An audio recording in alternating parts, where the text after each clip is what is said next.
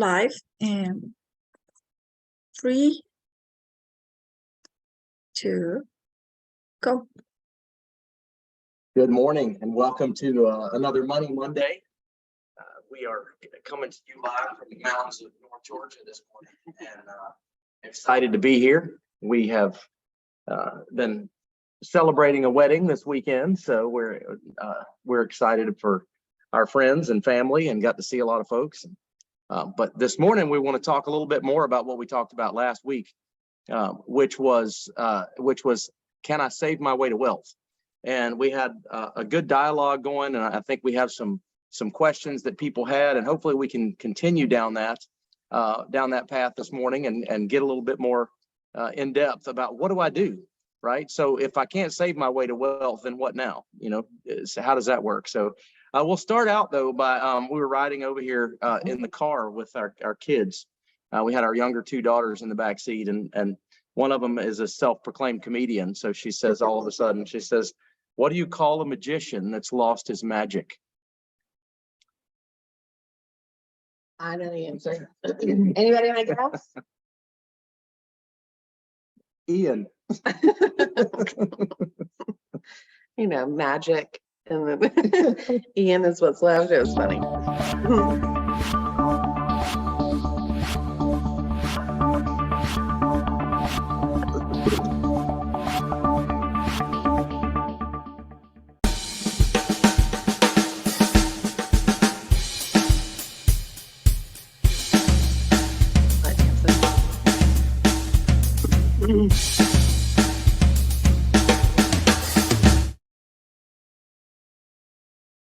Well, good morning, everyone. As Zach said, we're going to talk this week about, well, if I can't save my way to wealth, then now what, right? What do I do now? But before we do that, we're going to get started in our daily huddle fashion, and we are going to ask you guys a few questions. So, Andrea, I haven't seen your face for a minute, so we're going to start with you. What time is it, and what are you grateful for? The time is now, and I'm grateful for Mondays. Rise and shine. Rise and shine. You're right. Absolutely. Rashida, where are you, and who will you hug today? Good morning, my family. Daily Huddle. Where I am. I'm here standing looking at nature through my window. And what I'm grateful for today, I'm grateful for sight itself. I am so grateful to have my eyesight that I can see the beautiful nature lifestyle that I live. I am so grateful, and thank you so much for the question. Well, thank you for sharing. We're grateful for eyesight too, very much so. Cece, how are you? I am amazing. Good morning, everyone. Good morning. Good morning. Good morning. Well, so guys, as far as we talk about this, we didn't want to come across, I don't think we did, like saying savings is a lost cause, right? And you don't need to save, but being realistic about where you are and what you need to save in order to get where you are, where you want to be, is important. Knowing how the math works, right? So if I can't save my way to wealth, then how do I become wealthy? How does anybody do that? How do I, and what is wealth? What does wealth look like for you? What does it look like for others? And for me, it's about financial independence. It's not necessarily about being able to buy the biggest yacht or be able to do those kind of things. That's not the wealth that we're talking about. We're talking about the wealth that allows you to do and be who you want to be, help who you want to help, and live the way you want to without having to worry about running out of money. So from that perspective, if we're talking about how do I become super wealthy like Bill Gates or Elon Musk or something like that, that's a whole different conversation. I'm not there, so I wouldn't be able to help us all out with that one. But to be able to live, you're going to have to look at income, right? And that's where we talk about what are some options from that perspective about making more money. Looking at time, look at what do you do. And how I started on this journey for me was interesting, because a lot of times we realize we do things in our life that we don't necessarily get in the direction that we want to, right? And I read a book years ago called Focal Point by an author, Brian Tracy, and it really changed my focus on what I do on a daily basis. And in that book, what he talks about is that most people spend 80% of their time doing something that doesn't actually get them in the direction that they say they want to go. And about 20% of their time is dedicated to actually moving forward or to going to work or doing whatever it is that they do. And I realized at that point in time, I was a soccer coach. I love coaching soccer. And I was just self-employed, but had a soccer team that I loved coaching. And this was a high school program. And I realized at that point in time that I spent countless hours of time working on scheduling, going to coaches' clinics, going to practice, doing all those kind of things. And then I realized that I was not making the money that I needed to make for that amount of dedicated time. So, and there were other options. It wasn't like I was leaving the guys out there in the lurch. That we had good opportunities for other people to coach the team. And so I made a choice for my family, which was kind of difficult for me, but I told all the guys and their families, I said, I love you all, but I love my kids more, and I'm not spending much time with them, and I'm not getting in the direction that I need to. So I focused on going to work in our business and doing some things like that, and also spending time with our kids at that point. But definitely take a look at income, right? Yeah, for sure. And I really like that idea of where do you spend your time? How do you spend your time? Because we talk a lot about our budgets, right? We talk a lot about our budgets and where our money goes and you know, what bill gets what and all that kind of stuff, where we can cut money, but we don't look a lot at our time. We even talk about increasing our income and doing something different, but we don't talk about our time. So I think it would be really interesting for all of you guys. We use something called the mini day calendar with our business. And basically the idea behind it, I think it's from like 7 to noon, noon to 7 to midnight, I don't know, something like that, right?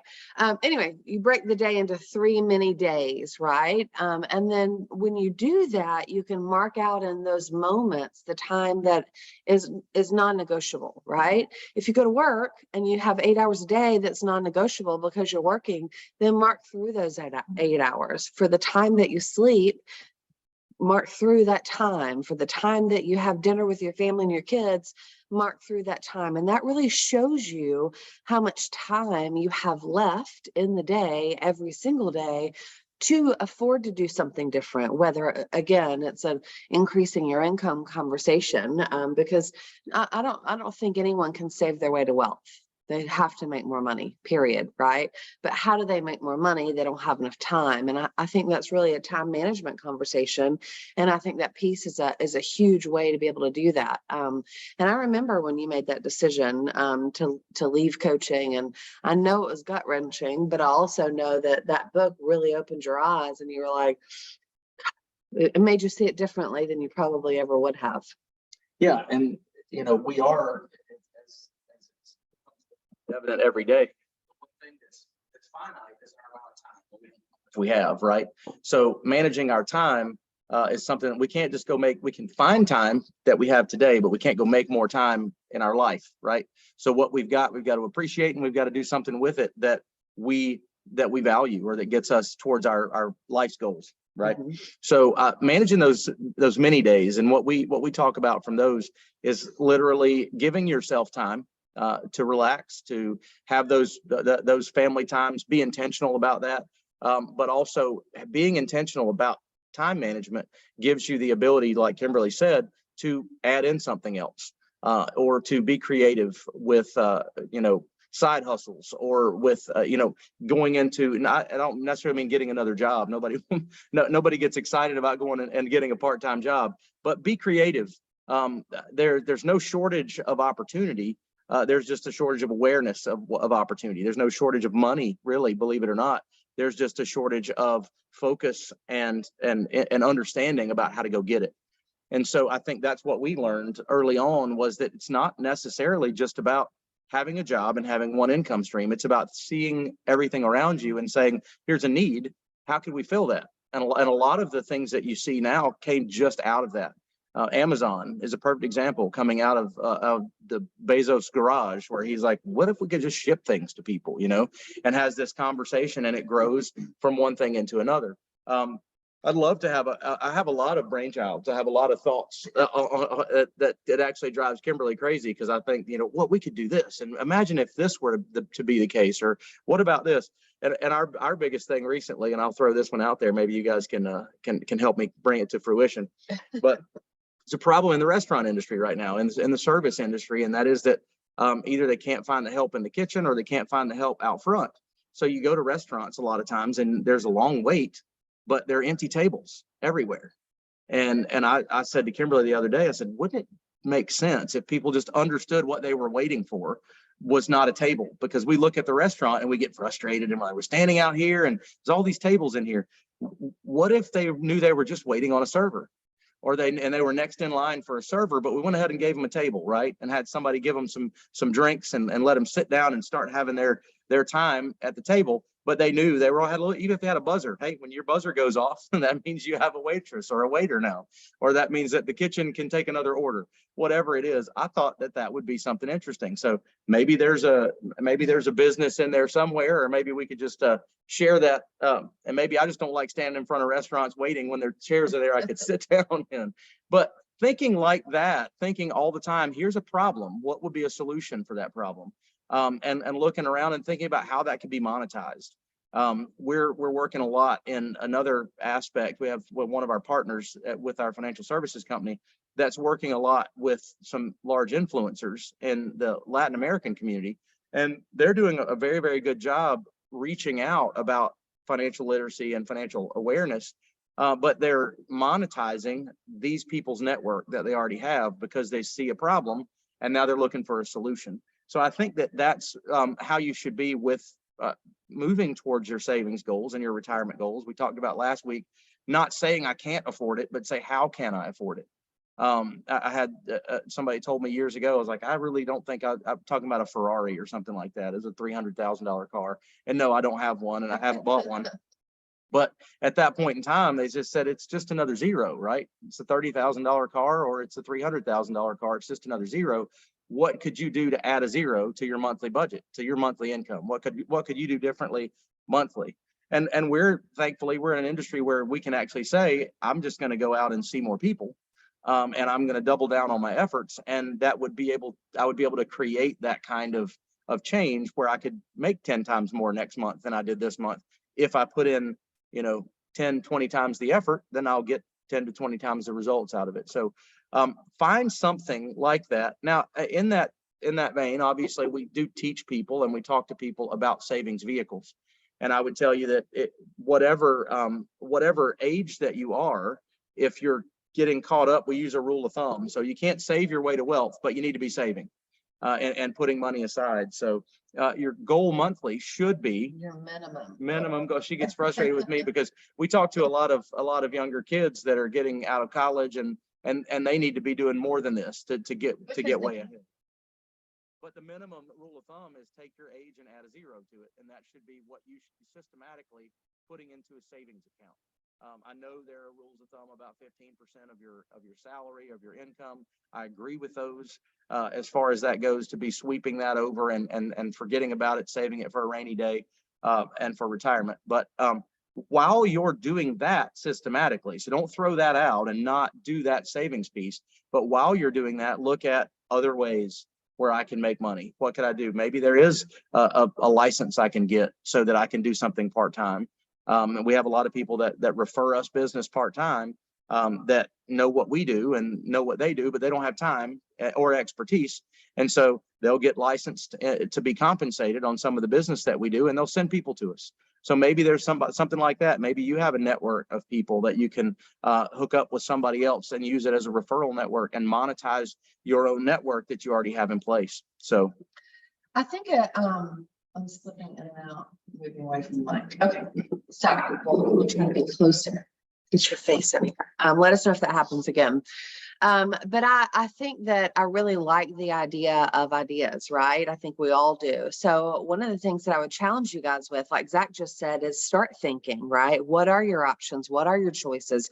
What do you see in your everyday life when you start thinking about business opportunities or ideas? That's where everything starts, right? Is an idea. So carry a journal with you, or carry, your phone with you. And just as you think of things, write them down. And maybe once a week or once a month, go through those and go, which of these ideas might have some merit? What might make sense? And see if you can create them. Ideas aren't going to make you any money, right? Only execution of those ideas will actually make you money. But we all have so many great ideas throughout the day, even but we forget about them because we don't write them down. So do that and take that little journal and do that. I'll tell you another I guess necessity idea. So my cousin, she has 3 daughters, but 2 of them just got married. One yesterday and one 2 weeks ago. So you can imagine the cost of that with 2 weddings, 2 weeks apart, in Georgia, and pretty crazy. I was like, you're crazy. You're better than me, just not taking time to recover, ripping off the Band-Aid. But we were able to go to the first wedding, and we just said, oh, this is so beautiful. And we was having that conversation, and her husband looked at Zack and he was like, do you have, or maybe she did, but they were like, do you have any idea how expensive it is to rent these tents and this dance floor and all this kind of stuff? And we're like, I can't even imagine. And she was like, well, it saved them like it was going to be $8,000 to rent all this stuff, and they bought it for like $800 each time. Yeah. And they bought it for like $800. So now they own tents and they own dance floors. And guess what they're doing? They're putting it out on social media that, hey guys, if you need a tent or a dance floor or something like that, we have it. You can rent it from us. So they took a problem that they had in their life, right, of affording to do these 2 weddings, and turned it into an opportunity to not only pay back themselves for having to purchase it, but also to make income throughout the future. So I think just anything like that, it doesn't have to be a huge undertaking. It just has to, how can I make more income? We had a guy that worked with us at one point in time, and you want to tell this story about the Spider-Man costume? Oh, that's funny. This guy, man, he's a Taekwondo instructor or a karate instructor. I don't want long terminology for I whichever think karate.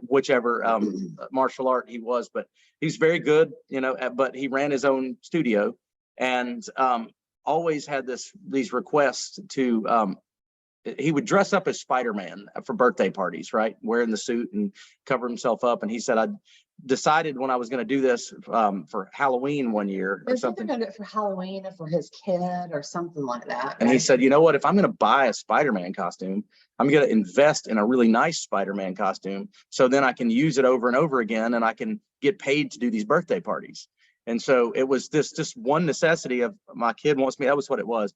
My kid wants me to dress up as Spider-Man with him for Halloween. So what am I going to get, this cheap Amazon one-use costume, or do I get the really nice costume? And then he looks at it and he finds a way to turn that into an income stream. So it's funny to think about that. Think about the problem. Think about what you're looking at, and think about how do I turn that into a solution. And interestingly enough, not that one, but the rental tents that Kimberly was talking about. One of the great ways to have passive income, which is what we want, right, is to have something that you rent out, whether it be a house or it could be equipment. It could be this stuff for weddings, whatever it is. That's technically considered passive income when you have something that's earning money for you. So it's taxed differently as well. So just food for thought as we go through thinking about how do I make more money. It doesn't have to be a massive investment in a new business. It doesn't have to rent a space or any of those kind of things. It literally can be something as simple as buying the nicer Spider-Man costume. So just want you guys to think about that as we go forward, not just how do I squeeze my budget and how do I take the income that I have and make it go farther. Because, unless we're coming out of school and getting our first job, like my daughter is right now, we have probably stretched that income and filled every little spot with some sort of responsibility for each and every dollar, whether it be a house or a car or cell phone bills or whatever else. You can't really shrink those. You can't change cell phone providers and save that $20, $30 a month on a regular basis. You've got to find a way to make more money. And I think that's our message that we wanted you guys to get from Can I Save My Way to Wealth? It's not about saving what you already make. It's about rearranging and adjusting and looking at how can you make more. I think that the people that are very wealthy talk about putting their money in service. They talk about spending money, not sitting on it. I heard a Warren Buffett talking the other day, and he was talking about buying a bar of gold. And he said, if you bought a bar of gold back in the 40s and sat on it and, hid it under the bed and whatever else, that bar of gold is worth a whole lot more than it was then.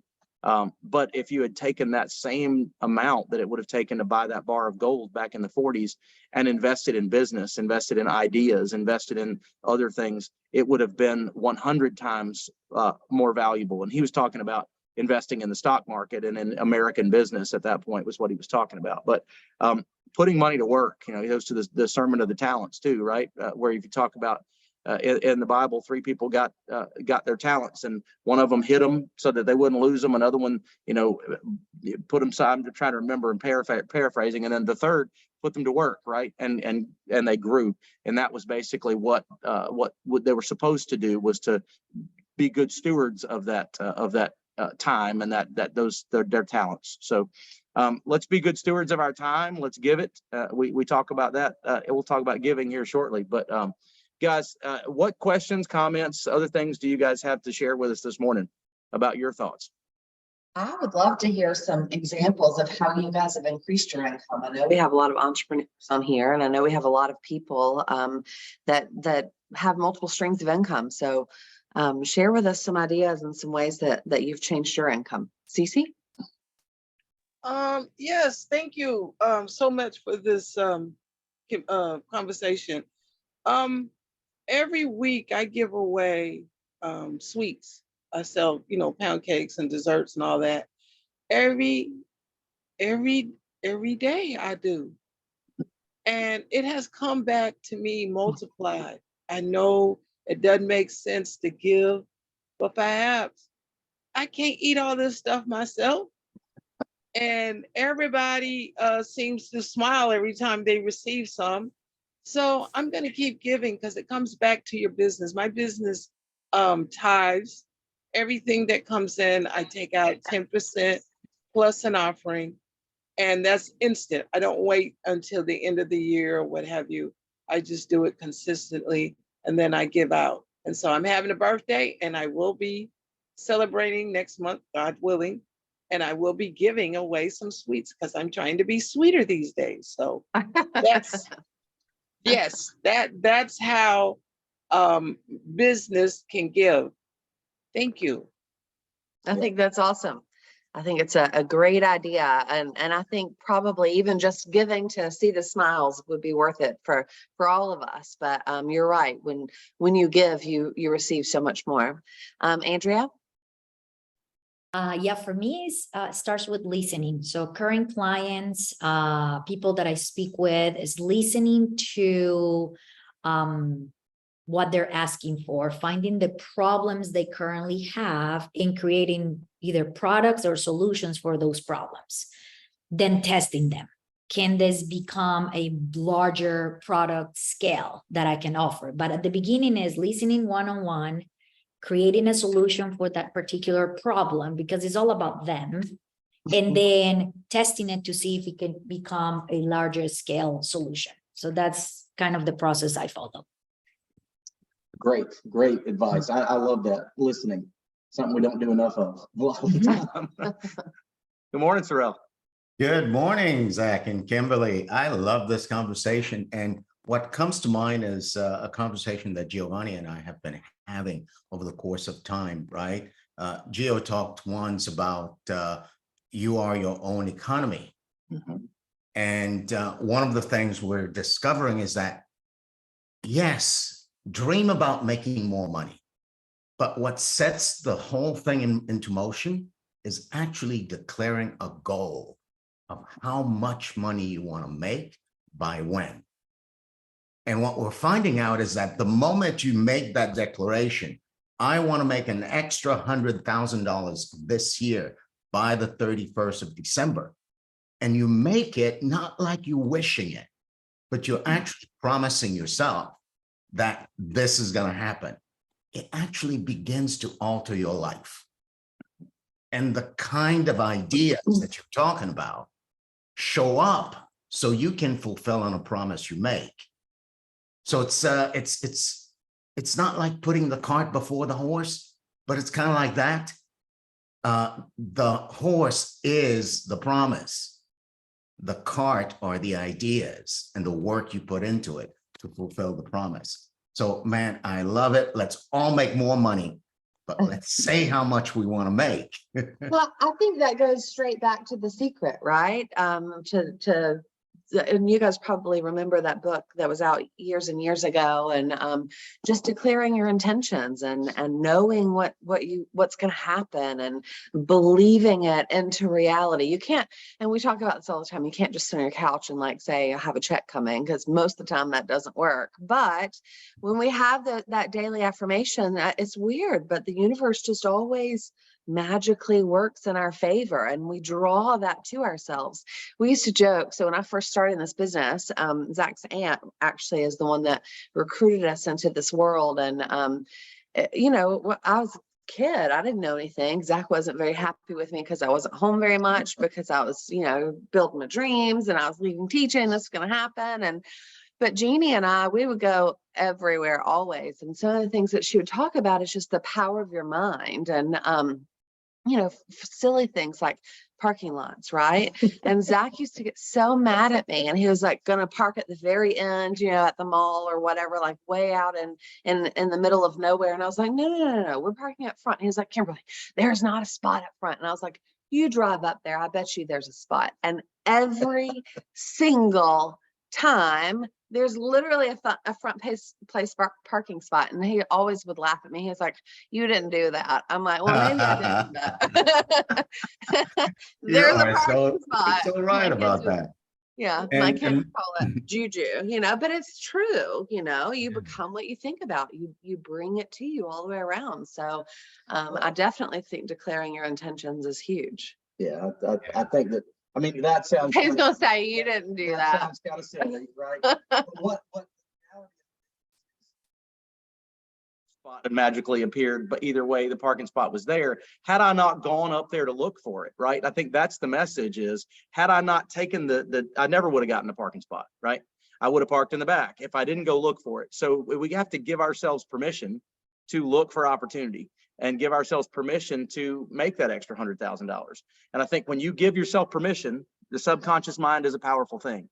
If you realize, if anybody's bought a new car or looked at a new car, all of a sudden, when you look at a specific style or type of car, you start to see them everywhere on the road. Has anybody else seen that? They were always there. It just has to be with what you focus on. So opportunity is there, ideas are there, the income is there, but you have to focus your mind in a positive direction and look for it.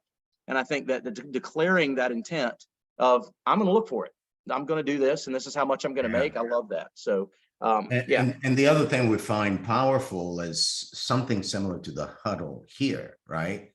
Declaring that intention and then sharing it with as many people as you can, just for the sake of sharing it, not expecting that they're going to do something about it for you, but sharing it. Sharing it has that effect of, I'm making that promise to me, and then I'm declaring it to others, which now holds me accountable in a weird way.